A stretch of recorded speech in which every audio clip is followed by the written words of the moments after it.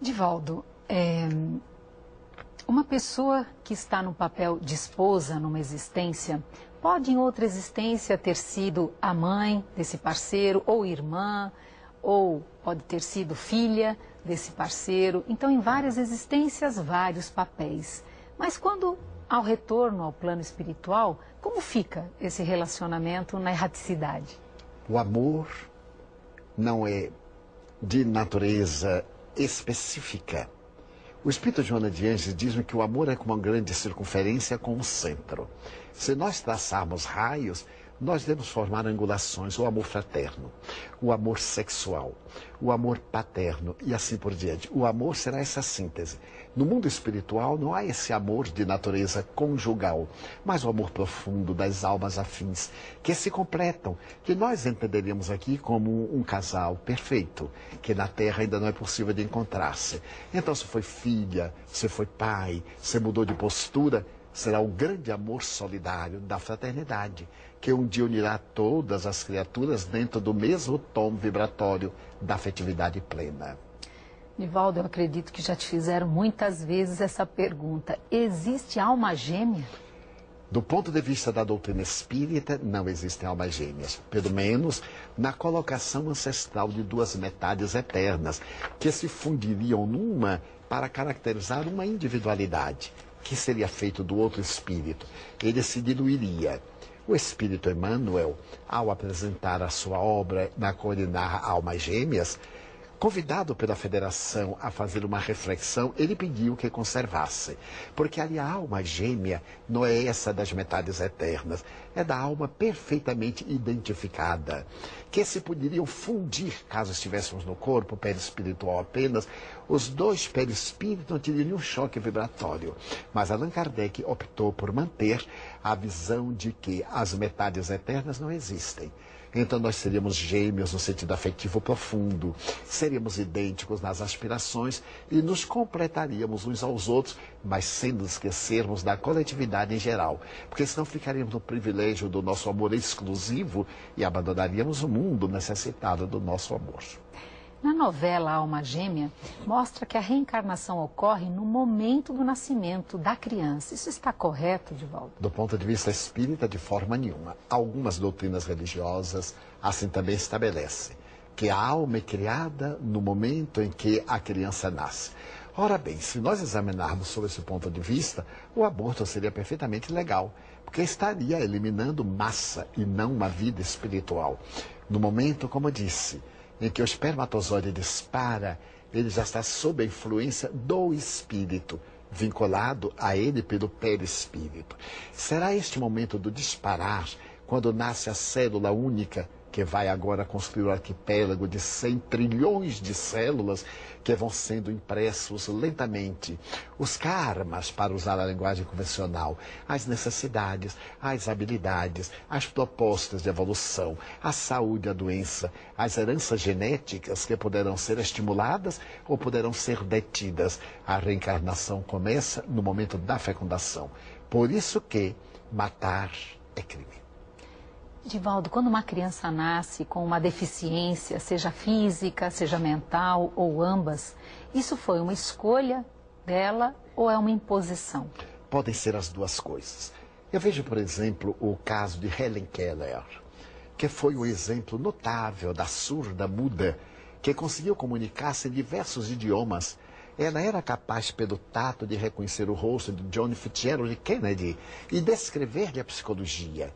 Conseguia identificar cédulas de dólares pelo tato. No caso de Helen Keller e de outros, como Toulouse-Lautrec e tantos outros missionários, penso eu, que eles pediram para vir resgatar antigos débitos, constituindo-se exemplos para a sociedade. No entanto, na grande maioria se trata de uma imposição divina. Desde que o espírito teve o ensejo e repete o erro, ele agora volta na compulsória, porque a lei é de progresso. E nessa compulsória é-lhe imposta a necessidade da reabilitação pelos limites variados em que o espírito sente-se constrangido a mudar de atitude interior, utilizando de um corpo fragmentário, de uma existência assinalada por aberrações, nos casos da chifopagia e de outros transtornos de natureza degenerativa, nos fenômenos dos partos dolorosos, com os extratos degenerativos das crianças, estamos diante de expiações impostas. E nesses casos, diante da lei de causa e efeito, como ficam os pais dessas crianças com essas dificuldades, Divaldo? Todos nós estamos interligados. Esses pais que os recebem foram também espíritos que contribuíram para os desastres morais. Quantos pais negligentes? Às vezes eu me pergunto, uma pessoa culta, um casal com um curso universitário, não vê um filho ingressar na droga? É porque não presta atenção ao filho. Ele é responsável porque o filho lhe é emprestado para que ele cuide, para que ele desenvolva as aptidões. Observo muitas vezes caprichos de pais, quando os filhos desejam assumir determinadas posturas, por preconceito, por expressões de vaidade e de presunção, impedem. E esses espíritos fragilizados atiram-se ao suicídio. Eles foram corresponsáveis. Retornam na postura paterno-maternal para receber aquele ser destroçado e juntos expungirem, pelo sofrimento, o desacato à divina lei. E esses pais que sofrem, como você disse agora, e ainda mais sofrem quando vêm os filhos com depressões, com distúrbios bipolares, com aí os transtornos tão variados dentro da psicologia de hoje. Como é que você vê a lei de causa e efeito nesses casos, Divaldo? Aí nem sempre esses pais são responsáveis em vidas pregressas, mas eles pediram que aquele ser querido, que estava com um karma muito doloroso, viesse na sua ternura, para que o seu afeto realizasse amor-terapia.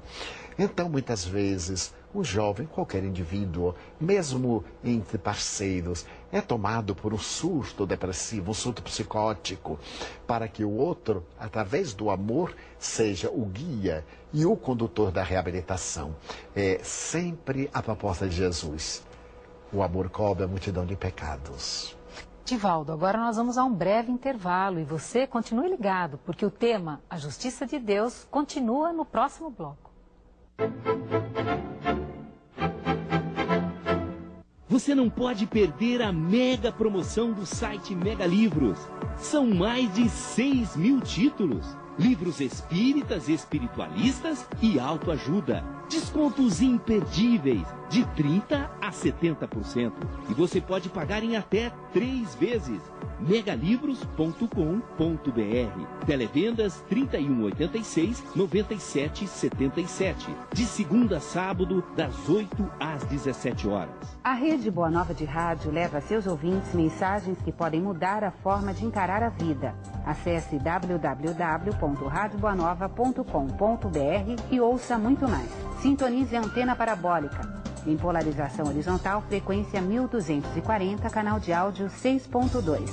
Na Grande São Paulo, em 1450M. Em Sorocaba e região, 1080M.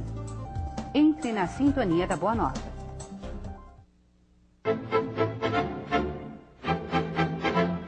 Onde está a justiça de Deus a permitir que mulheres pobres tenham muitos filhos, enquanto outras mulheres com boas condições financeiras não possam engravidar, Divaldo? A divindade propicia recursos, porque nem sempre os bens materiais podem proporcionar a felicidade aos filhos. E quando esses lares menos abastados, até mesmo miseráveis, abrem as portas à reencarnação desses espíritos, estão contribuindo para a grande lei da evolução. Muitos deles sequer conseguem uma vida nobre, ter uma vida saudável, permanecem na miséria. São imposições da divindade para o resgate.